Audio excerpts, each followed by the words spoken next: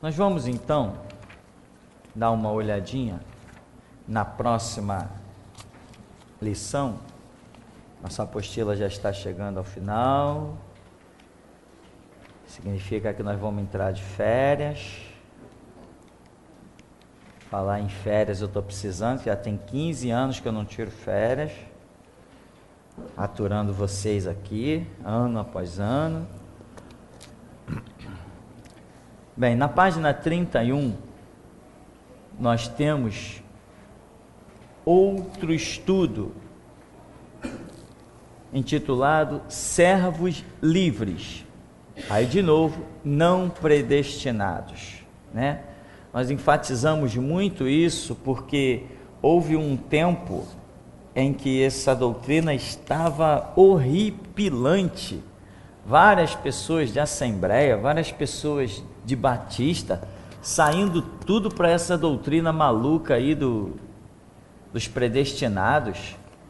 E como tinha muita igreja aqui no bairro, não sei como é que está agora, era um comentário generalizado. Aí eu comecei a criar alguns estudos, inclusive nós tínhamos a rádio por ondas, né? E comecei a colocar esses estudos na rádio e comecei logo a fazer um monte de amigos e gente que passou a me amar, me mandar presente, essas coisas naturais aí que a gente já sabe. A verdade machuca muita gente. Aí eu criei mais esse aqui, Moisés, lá em Números 20, né? Em Números 13, Deuteronômio 3, diz assim: com base nos textos em epígrafe, quero neste episódio comprovar a grande liberdade do sim e não existentes na vida de Moisés. Vemos com clareza nas referências bíblicas que houve uma ordem de Deus diretamente dirigida a Moisés.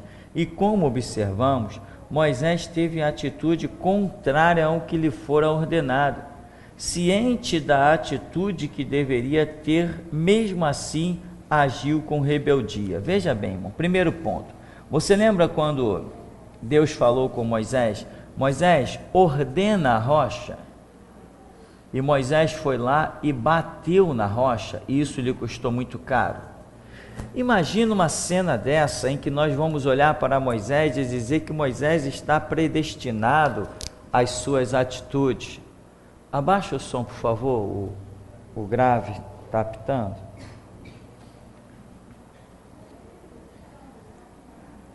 Nós vamos olhar para um homem como Moisés e imaginar que Moisés esteja predestinado.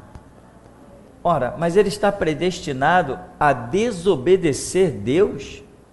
Deus predestinou um homem a lhe desobedecer. Isso, irmão, é para você ter ideia do peso horripilante, do quanto satânico é esta doutrina. Moisés ordena a rocha, Moisés vai lá e se ira, mesmo tendo uma palavra de Deus para que ele tivesse uma determinada atitude, Moisés vai lá e fere a rocha com a sua ira, e Deus lhe cobra muito caro, não deixa ele entrar na terra prometida. Aquilo foi uma cobrança muito pesada, porque o nível da sua desobediência para Deus também foi muito pesado. Agora, Moisés estava predestinado, então, por que Deus cobrou de alguém que estivesse predestinado? Não pode cobrar de alguém predestinado. Alguém sem o seu livre-arbítrio não pode ser cobrado. Por isso que a Bíblia diz que cada um comparecerá, não comparecerá ninguém inocente diante de Deus. Abaixa um pouquinho o som, Dana, o volume. Agora, vamos pensar um outro lado ainda. Se Moisés estivesse predestinado, olha a loucura do sistema. Deus predestinou Moisés, predestinou a quê? A lhe desobedecer. Ora, a Bíblia diz que Deus é reverenciado, que nenhum dos seus planos podem ser frustrados, que Deus comanda todas as coisas. Então Deus criaria um homem para num determinado ponto, este homem estar predestinado a lhe desobedecer. Irmão, isso aí é muito mais satânico do que o que nós possamos, em um primeiro momento, identificar. Essa doutrina da predestinação, ela é satânica. A igreja que sustenta isso é a igreja que o diabo coordena ela, porque aonde tem o Espírito de Deus, ninguém aceita isso. E outra coisa, quem crê em predestinação não é cristão. A doutrina da predestinação não faz parte do cristianismo. Ela pode fazer parte do espiritismo, como é o karma e outras coisas mais, mas no cristianismo não existe doutrina de predestinação. Portanto, se alguém crê em predestinação, meu irmão em Cristo Jesus, não é. Amém? Então tem esse detalhe aí. Agora, na sequência do estudo dos versos, vamos detectar que Moisés é chamado de rebelde.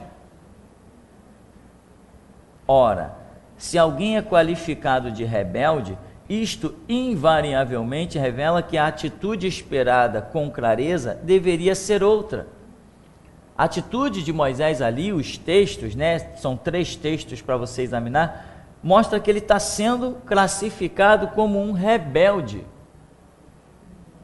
Mas, se ele tivesse predestinado, não pode cobrar de alguém que é predestinado, não se cobra nada de alguém predestinado, alguém já pré-moldado para ter uma determinada atitude.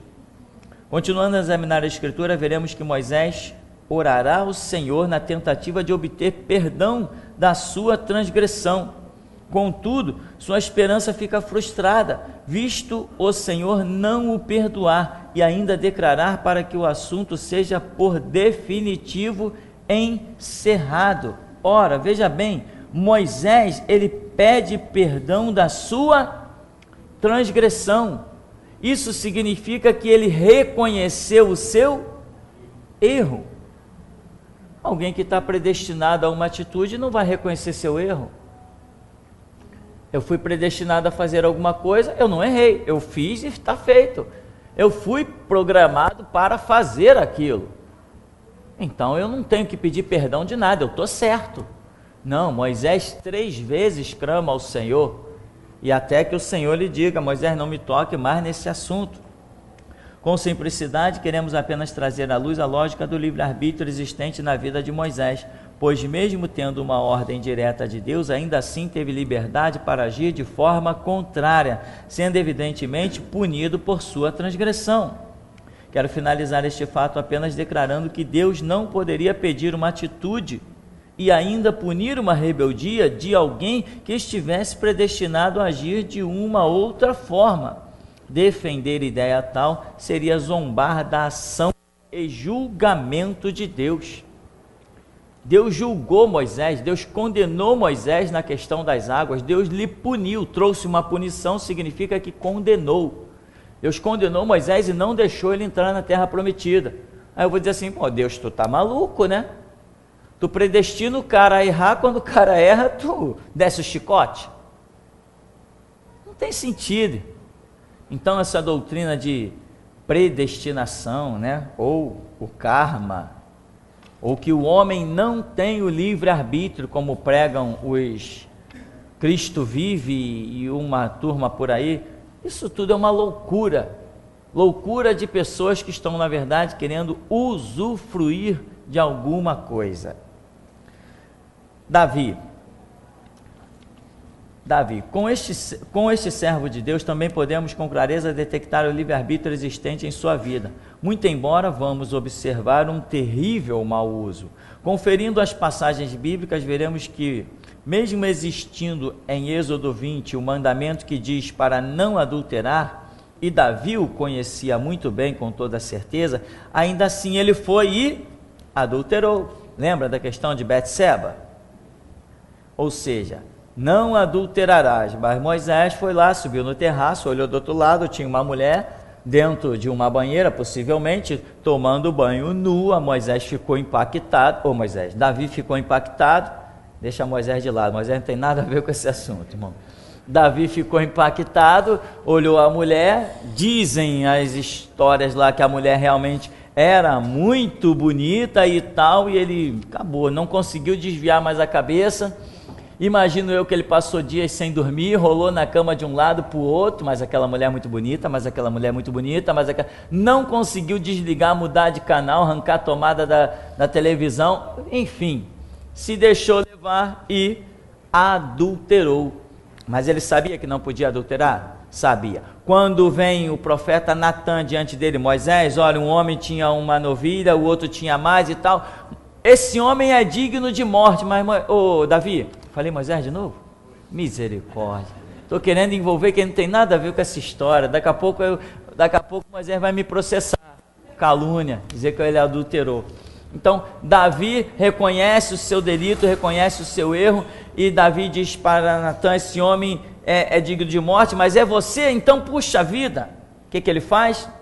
Ele se arrepende, ele começa a perambular pelos palácios, e ele escreve o Salmo 51, em pecado fui formado, em pecado me concebeu minha mãe, se tu quisesses sacrifícios e holocaustos eu te daria, mas o sacrifício para Deus é um coração quebrantado e contrito, a isto não desprezarás, ó Deus, cria em mim um coração puro, renova em mim um espírito reto e inabalável, ó Deus, tem misericórdia. Davi reconheceu o seu erro e se compadece do delito terrível que teve. Então, predestinação, ausência de livre-arbítrio, como que um ser humano vai se arrepender dos seus pecados se ele não tiver o livre-arbítrio? Ele vai ser uma máquina, ele vai ser alguém mecanicamente conduzido. E você sabe o que esses dias eu estava tão impressionado, olhando não lembro o que eu estava observando, e eu falei assim, como é que pode Deus criar um ser individual? Isso para mim, isso extrapola qualquer conceito, irmão. Qualquer conceito, isso extrapola qualquer conceito. Deus criar um ser individual, um ser que pense por si, que haja por si, isso é uma coisa assim que não tem palavras. Como que Deus conseguiu isso? Porque o ser humano, por mais avançados nesses milhares de anos do homem sobre a terra, por mais avançado que o ser humano chegue, ele não consegue tal façanha, criar alguma coisa que tenha movimentos involuntários, ou melhor, voluntários, né? Ele só consegue criar coisas que tenham movimentos dirigidos por sensores, por sons, por uma série de situações, mas criar algo totalmente individualizado, o homem não consegue criar. Então, olha o poder de Deus, e eu sou fascinado por essa ideia. Então, né, Davi aqui adulterou, foi punido, a espada nunca mais se apartará da sua casa, reconheceu o seu pecado, né, se humilhou, buscou perdão e não achou perdão. Deus não perdoou Davi, Deus traspassou Davi, não perdoou. A Bíblia diz que Deus traspassou Davi. Algumas versões mais antigas dizem que Deus perdoou Davi, mas as versões mais modernas, como Revista Atualizada, diz que Deus traspassou o pecado de Davi. É diferente, procure no dicionário que você vai ver a diferença de perdoar para traspassar. E a prova que Deus não perdoou Davi é que Deus lhe imputou um castigo. Se houvesse perdão, não haveria castigo. Se houve castigo, é porque não houve perdão. Ora, fácil, não? Conferindo as passagens bíblicas, veremos que o mesmo existindo em Êxodo 20, bom, eu li isso, né? Na sequência, no próximo parágrafo, na sequência do estudo das narrativas, veremos que, embora existisse também um mandamento para não matar, Davi, mais uma vez, fazendo uso do seu livre-arbítrio, foi, conforme revela o ponto de vista do profeta Natã, assassinou Urias pela espada dos filisteus. Será que Deus ia predestinar alguém do seu próprio povo, do povo que ele está querendo trazer como referencial no mundo todo, para fazer uma vergonha dessa? Que Natã chega ao ponto de dizer assim: Davi, por tua culpa, os inimigos de Deus nas outras nações estão zombando, escarnecendo do nome de Deus, porque o Deus de Israel, aquele que ele O Deus de Israel que pegou um garoto e transformou num rei para governar todo o seu povo, está fazendo uma vergonha dessa, adulterando com a mulher dos outros, mandando matar o marido dos outros. As nações estão rindo de Deus, Davi, mas você vai pagar. Cada risada que cada povo está dando. Olha lá, o rei de Israel, olha lá, mandou matar um guerreiro seu, o melhor soldado seu, ele mandou matar, só para ficar com a mulher do cara. Isso não é motivo para o diabo rir? Imagina o diabo tirando sua capa, olhando para o céu e rindo da cara de Deus. O diabo riu, mas Davi pagou. Se pagou. Vai ver a história e ver se ele não pagou. Pagou caro, irmão. Então, diz aqui, né? Bem, o que simplesmente quero ressaltar é que mesmo conhecendo uma atitude que deva ser tomada como correta, ainda assim qualquer ser humano pode, seja por orgulho, vaidade ou qualquer outro motivo, ter uma outra atitude não conveniente, mas que satisfaça os seus desígnios pessoais e não divinos ou coletivos. Enfim, o que mais uma vez queremos demonstrar é o livre-arbítrio existente na vida de Davi, tal qual é na vida de qualquer outro homem, né? Então, livre-arbítrio, ausência de predestinação, exercício da fé, seguir ou não a lei de Deus, aguentar sua onda. Davi deve ter ficado apaixonado, louco pelaquela mulher, problema dele, que durma com os seus sentimentos, mas que não transgrida a palavra de Deus, que não pode ser transgredida, né? Alguém já me perguntou, e se eu me apaixonar pela namorada de um amigo meu? Eu digo assim, sabe o que você faz? Canta aquela música. Comigo aconteceu gostar da namorada de um amigo meu. Vai cantando a música, meu amigo, vai colhendo as suas mágoas e vai vivendo, mas não mete a mão no prato que não te foi permitido meter, tá? Se quiser eu gravo para você no violão, meu irmão, para você ouvir, deve ter na internet.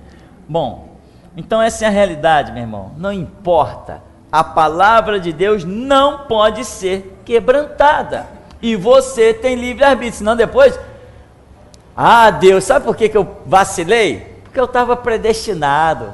Aí Deus vai dizer assim, eu também, sabe por que eu vou te lançar no inferno? Eu também estou predestinado. Não adianta, meu irmão, é dando que se recebe, tá? É plantando que se colhe. Então não adianta a gente querer fazer historinha. No último item ainda diz, Paulo, Atos 22, você conhece aquela parte que Jesus diz para Paulo, né? Ele mesmo confessa com os lábios dele que esteve no templo, veio sobre ele chama de um êxtase, e ele vê Jesus face a face, e o Senhor diz para ele, Saulo, sai de Jerusalém. E ele diz, não vou sair não, quem manda em mim sou eu, não vou sair. Então veja bem, examinando a vida de Paulo, vamos detectar que em algumas passagens que antecedem este episódio mencionado na referência bíblica acima, houve vários irmãos pedindo que Paulo não fosse a Jerusalém. Contudo, não sendo isto suficiente, em meio ao caminho que conduzia a Jerusalém, Deus levantou profetas e continuou a falar para que Paulo não fosse a Jerusalém, mas este, fazendo uso do seu livre-arbítrio, manteve-se irredutível, sendo assim rebelde para com a vontade do Senhor. Apesar dos fatos que mencionei acima, o que mais me chama a atenção é este que ninguém saberia se o próprio Paulo não o tivesse mencionado. Ele diz na referência que o próprio Senhor Jesus, a segunda pessoa da Trindade, apareceu-lhe, disse para que saísse de Jerusalém, disse que não receberiam o seu testemunho e disse que o enviaria aos gentios de longe, e brilhantemente podemos afinal de contas conferir a grande liberdade e livre-arbítrio existente na vida de Paulo, pois este mesmo estando diante do Senhor Todo-Poderoso, usa seu livre-arbítrio, mantém-se rebelde, bate boca com o Senhor, decide não sair de Jerusalém e assim permanece. Em tudo isto, o que podemos definir é simplesmente que Paulo, como todos os seres humanos, também possuía livre-arbítrio Quero terminar este breve estudo apenas fazendo uma triste e lamentável declaração. Devido à rebeldia de Paulo, milhares de vidas deixaram de conhecer Jesus Cristo, e Paulo simplesmente foi preso em Jerusalém, deportado para Roma e, segundo a tradição judaica, decapitado. O reino de Deus ainda hoje pranteia a rebeldia de Paulo pelos milhares que baixaram as chamas do inferno e que poderiam ter sido salvos se Paulo tivesse obedecido ao Senhor Jesus e pregado aos gentios de longe. Apenas como desabafo me permite, seria bom mesmo se Paulo não tivesse livre-arbítrio. Contudo, maior glória há na vida daquele que, apesar de livre, também sabe ser servo obediente. E obediência somente é pedida de quem é livre e não predestinado. Então, meu irmão, você vê que essa é a realidade, né? O que mais caracterizava Jesus dizendo para Paulo: Saulo, sai de Jerusalém. Não, mas Senhor, eu vou pregar para esse povo aí. Paulo, eu quero te enviar para os gentios de longe. Mas Senhor, esse povo sabe que eu tenho um testemunho. Eu mandei apedrejar Estevão. Eu era perseguidor da igreja. Eu fui instruído nos pés de Gamaliel. Saulo, sai de Jerusalém, porque eles não vão receber o teu testemunho. Mas Senhor, tá bom, Paulo, tá bom. Resultado, cadê Saulo? Quando ele pensa que vai falar, começam a querer matá-lo, vem lá o líder do exército, prende ele, leva o que está acontecendo. Resultado, Saulo pregou para alguém? Saulo deu o testemunho dele para alguém? Não, Saulo dali foi parar em Roma. Uns dizem que depois ele foi solto de novo, pregou um tempinho em Roma e foi decapitado. Outros dizem que dali mesmo daquela cadeia ele não escapou mais. Mas qual era o projeto de Deus? Ir para os gentios de longe. Então, se Saulo fosse predestinado, só quem pode predestinar um homem é Deus. Deus predestinou Paulo contra os seus próprios projetos. Como que eu vou acreditar numa coisa dessa só se eu não conhecesse a Bíblia, que pela misericórdia de Deus tem chegado até nós? Então, não existe karma, não existe predestinação, não existe ausência de livre-arbítrio. O que existe é que nós somos seres incrivelmente livres, né? Se eu decidir matar alguém aqui dentro hoje, irmão, se tu me ver com peixeira, corre. Se eu decidir, acabou. Agora, a decisão que nós temos é fruto do ser livre que nós somos, né? Um ser que não é livre, não tem escolha. Ele faz aquilo mesmo errado, não tem sentimento de perda, de perdão, de arrependimento. Essas são características de quem é livre, tá? Então, livre-arbítrio, né? É o poder que Deus te deu, e é por causa desse livre-arbítrio, esse poder que Deus te deu, que Deus também vai poder te julgar sem nenhum ressentimento. Porque a Bíblia diz que ninguém comparecerá inocente perante Deus. Inocente é aquele que sabe fazer o balanço das suas atitudes. Então, servos sim, mas predestinados de forma alguma. Eu não sirvo Jesus porque ele me obrigou a servi-lo. Eu sirvo Jesus porque eu escolhi servi-lo. Eu decidi servi-lo. Eu decidi que não interessa o que aconteça, quer seja pela vida ou pela morte, mas eu não vou abandonar a verdade do Evangelho. Se eu tiver que cair de fome, eu caio de fome, mas eu caio de fome confessando que Jesus Cristo é o Senhor. Nunca vou trocar a sua palavra por uma oferta, por um dinheiro, não vou transformar a sua casa num mercantilismo, não vou transformar os seus atos num mercenarismo. Eu decidi que vai ser assim com a minha vida e ponto final, meu irmão. Decidi e acabou essa história. Vai ser assim. Se eu tiver que passar fome, viver dificuldade, vou passar fome e vou viver dificuldade. Mas o Evangelho de Jesus Cristo não será por mim contaminado. Eu decidi. Então o seu livre-arbítrio é um poder que Deus te deu, meu irmão. Use para o bem, use para a verdade, use para a justiça. E não é Como você é livre, eu já falei, sobem aos seus pensamentos o bem e o mal, o sim e o não, o certo e o errado. Deixa subir o que quiser no teu pensamento, os piores pensamentos, mas você decide fazer o que é certo. Você pode se impedir de pensar o mal? Não, não pode, né? Não pode. Já viu? Tem uns irmãos aí que de vez em quando eu vejo eles olhando de cantinho de olho assim, tal. Né? Ah, se ela me desse bola. Isso é só uma brincadeira, né, irmão? Mas, ou seja, sempre diante dos teus olhos vai passar a tentação. Sabe o que Jesus disse para o Pai, diante daqueles que tinham se convertido? Pai, eu não peço que tu os tire do mundo, mas que os livre do mal. No mundo vocês terão? Aguenta a tua aflição, meu irmão. A nossa leve e momentânea tribulação não se compara com a glória que em nós há de ser revelada. Daqui a pouco, meu irmão, alguns aqui daqui a 20 anos já estão mortos. Tem gente aqui que não sei, estou vendo tanta gente nova aqui, mas talvez tenha uns aqui que não durem mais 10 anos. Você já vai desistir agora, no final da...